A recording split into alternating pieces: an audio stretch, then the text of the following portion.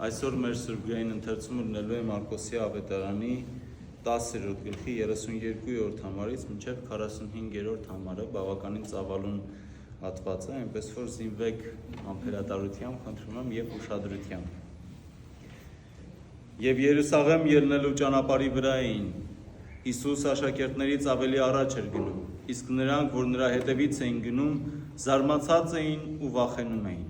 Եվ նա նորից վերցնելով 12-ին առանձին սկսեց ասել նրանց, թե ինչ բաներ պիտի պատահեն իրեն։ Ահա ելնում ենք Երուսաղեմ, եւ մարդու որդին պիտի մատնվի քահանայապետերին ու օրենսգետներին, եւ նրան մահվան պիտի դատապարտեն ու հեթանոսներին պիտի հանձնեն, նրան պիտի ծաղրեն, նրան պիտի ծեծեն ու նրա վրա պիտի թքեն, եւ պիտի սպանեն, եւ երրորդ օրը նա հարություն պիտի առնի։ Զեբեդեոսի որդիները Հակոբոսը եւ Հովհաննեսը գնացին նրա մոտ եւ ասացին նրան. «Վարդապետ, ինչ որ քեզնից պիտի խնդրենք, կամենում ենք, որ անես մեզ համար»։ Եվ նա նրանց ասաց. «Ինչ եք կամենում ինձնից, որ անեմ ձեզ համար»։ Եվ նրանք ասացին նրան. «Շնորհ արա մեզ, որ նստենք մեկս քո աջում եւ մյուսս ձախում, քո փառքի մեջ»։ Հիսուս պատասխանեց նրանց եւ ասաց. «Չեք իմանում, թե ինչ եք խնդրում։ Կարող եք խմել այն բաժակը, որ ես խմելու եմ, կամ մկրտվել այն մկրտությամբ, որով ես մկրտվելու եմ»։ Եվ նրանք ասացին նրան. «Կարող ենք»։ Եվ Հիսուս նրանց ասաց. «Այն բաժակը, որ ես խմելու եմ, կխմեք, եւ այն մկրտությունը, որով ես մկրտվելու եմ, նրանով կմկրտվեք, բայց իմ աջում եւ ձախում նստեցնելը ես չէ, որ պիտի տամ, այլ տրվելու է նրանց, որոնց համար պատրաստված է»։ Այդ լսելով 10 առաքյալները սկսեցին բարկանալ Հակոբոսի եւ Հովհաննեսի վրա։ Հիսուս նրանց իր մոտ կանչեց եւ ասաց. «Գիտեք, որ հեթանոսների մեջ իշխանավոր համարվածները տիրում են նրանց եւ նրանց մեծամեծներն իշխում են նրանց վրա, ձեր մեջ այդպես չպիտի լինի։ Այլ ձեզնից ով կամենամեծ լինել, թող լինի ձեր սպասավորը, եւ ձեզնից ով կամենա առաջին լինել, բոլորին ծառա թող լինի։ Որովհետև մարդու որդին էլ չեկավ ծառայություն ընդունելու, այլ ծառայելու եւ տալու իր անձը որպես փրկանք շատերի փոխարեն»։ Այսօր մենք երկու դրվագ պիտի վերլուծենք միասին կամ խորենք միասին այդ երկու դրվագների մասին։ Առաջինը Քրիստոսի կանխատեսումն է, թե ինչպես նա պիտի մատնվի, չարչարվի եւ սպանվի, եւ երկրորդը առաքյալների խնդրանքը նստել Հիսուս Քրիստոսի աջ եւ ձախ կողմերում, երբ Աստված Հիսուս Քրիստոս գա իր փառքով այլևս դատելու աշխարհը։ Մարկոսի ավետարանը մենք հասել ենք գրեթե 10-րդ գլխի վերջ, եւ սա Մարկոսի ավետարանում երրորդ անգամն է, երբ Հիսուս Քրիստոս խոսում է իր գալիք մահվան մասին։ Այնպես որ աշակերտները, որ նրան հետևում էին, առաջին անգամ չէ որ լսում էին, որ պիտի Հիսուս Քրիստոս մատնվի եւ սպանվի, բայց այս մարգարեությունը մի փոքր տարբերվում է նախորդ մարգարեություններից Հիսուս Քրիստոսի։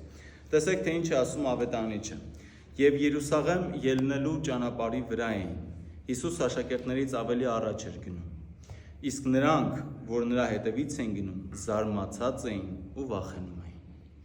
Հիսուս Քրիստոս արդեն իսկ հայտնել էր իր աշակերտներին, որ ժամանակն է հասել, որպեսզի նա բռնի Երուսաղեմի ճանապարհը, գնա այնտեղ խաչվելու, զոհվելու համար հանուն մարդկանց փրկության։ Եվ այստեղ, երբ նրանք հետևում են Հիսուս Քրիստոսին, ավետարանիչը ասում է, նրանք ոչ միայն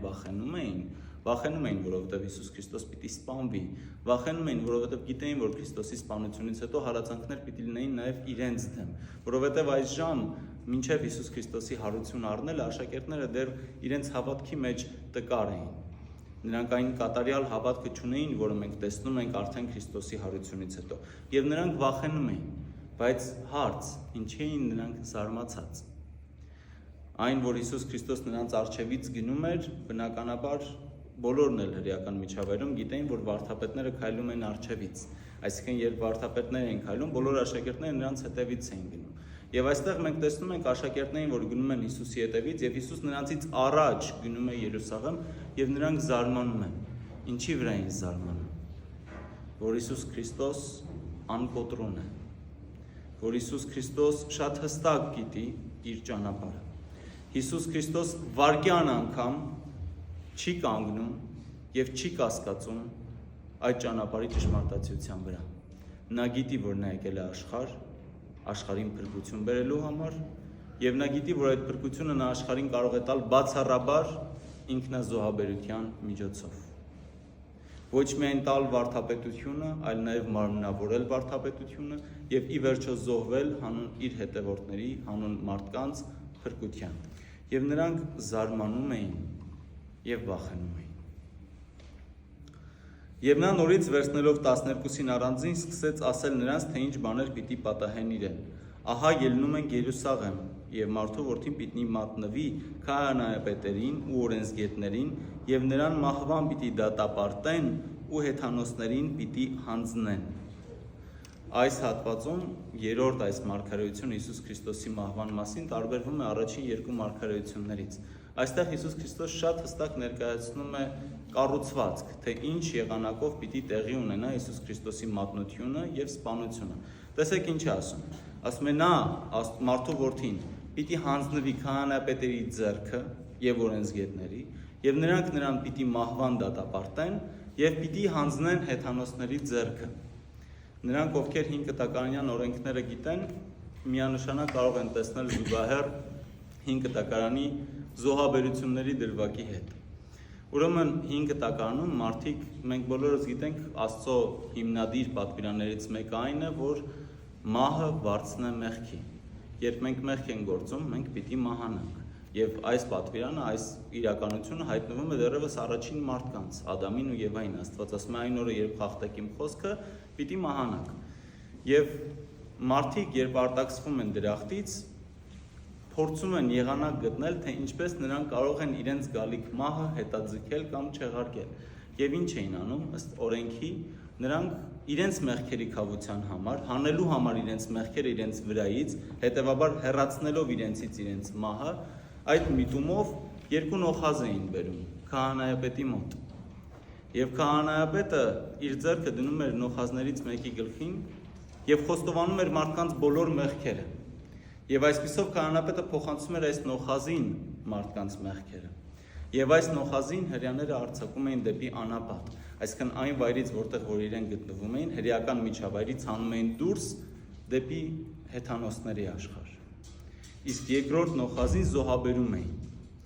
Այստեղ տեսանելի է նույն կառուցվածքը։ Հիսուս Քրիստոս իբրև քավության նոխազ, վերցնելով ամբողջ աշխարհի մեղքերը իր վրա, երբ հանձնվում է քահանայապետների ձեռքը, արձակվում է դեպի անապատ, դեպի հեթանոսներ, որտեղ եւ պիտի սպանվի։ Այս մարգարեությունը ուղղակի կանխատեսումն է այն փրկչագործական իրականության, որ Հիսուս Քրիստոս կատարում է, ասելով, թե ես զոհաբերվում եմ ձեր մեղքերի քավության համար։ Բայց Հիսուս Քրիստոս միայն չի գնում անապատ եւ այդպիսով վերանում է Հիսուս Քրիստոսի մասին ամբողջ պատմությունը։ Հիսուս Քրիստոս ասում է, որ նա պիտի հանձնվի նրանց ձեռքը, ծաղրվի, անարգվի, սպանվի եւ երրորդ օրը հարություն պիտի առնի։ Անկամ մահը, որ սարսափելի էր մարդկանց համար եւ հատկապես հրեական միջավայրում, ոչինչ է Հիսուս Քրիստոսի համար։ Հիսուս Քրիստոս իր աշակերտներին, որ վախենում էին Քրիստոսի գալիք մահվանից եւ հալածանքներից, ուղղակի ասում է. ես գնում եմ զոհաբերվելու ձեր մեղքերի համար, բայց ինչ եք վախենում, չէ՞ որ ես պիտի հարություն առնեմ։ Մահը անզոր է Աստծո համար։ Երբ այս խոսքերը ավարտում է, մենք տեսնում ենք, որ Զեբեդեոսի որդիները Հակոբոսը եւ Հովհաննեսը, որոնք 12 աշակերտներից երկուսն էին, եղբայրներ էին, գնում են նրա մոտ եւ նրան ասում են. «Վարդապետ, ինչ որ քեզանից պիտի խնդրենք, խնդրում ենք արա»։ Եվ տրամաբանական կլներ այս խոսքերից հետո, եթե նրանք ասեին. «Տեր, խնդրում ենք թույլ տուր, որպեսզի մենք քո լուծը կիսենք։ Խնդրում ենք ուժ տուր մեզ, որպեսզի մենք չվախենանք։ Ուժ տուր մեզ, որպեսզի քո մահվանից հետո մենք չցրվենք այնինչ պիտի տեղի ունենար»։ Այլ գնում են եւ նրան խնդրում են. «Քեզ մի խնդրանք ունենք։ Ինչ որ խնդրում ենք, արա մեզ»։ Նման էին, չէ՞, մեզ այս երկու աշակերտները։ Մենք էլ չէ, այսօր գալիս ենք եկեղեցի, կանգնում ենք Աստծո առաջ եւ ասում ենք. «Տեր, մենք խնդրանք ունենք։ Ինչ որ խնդրում ենք, արա մեզ»։ Կլինի։ Եվ նրանք ինչ էին ցանկանում։ Փառք։ Ասում են, երբ որ դու գաս դատելու աշխարհը եւ քո կողքը պիտի նստեն 12 աշակերտները, խնդրում ենք առաջին երկու տեղը քեզանից աջ եւ ցախ պահիր մեզ համար։ Մեզ երկու եղբայրներից նստացրա քո աճը եւ ձախը։ Գիտեք, հավասարների մեջ առաջին հասկացողություն կա։ Եվ 12 աշակերտները հավասար էին։ Եվ նրանց մեջ հավասարների մեջ առաջին գաղափար չպիտի լիներ։ Հավասարների մեջ առաջին գաղափարը կարող է լինել աշխարհիկ կառույցներ, որտեղ տարբեր կառույցներում կան մի քանի ղեկավարներ եւ այդ ղեկավարներից մեկը բնականաբար պիտի որոշիչ ձայն ունենա։ Բայց աշակերտների մեջ հավասարներից առաջինը դա Հիսուս Քրիստոսը է։ 12-ից եւ որևէ մեկը չէր կարող նստել Հիսուս Քրիստոսի գահին։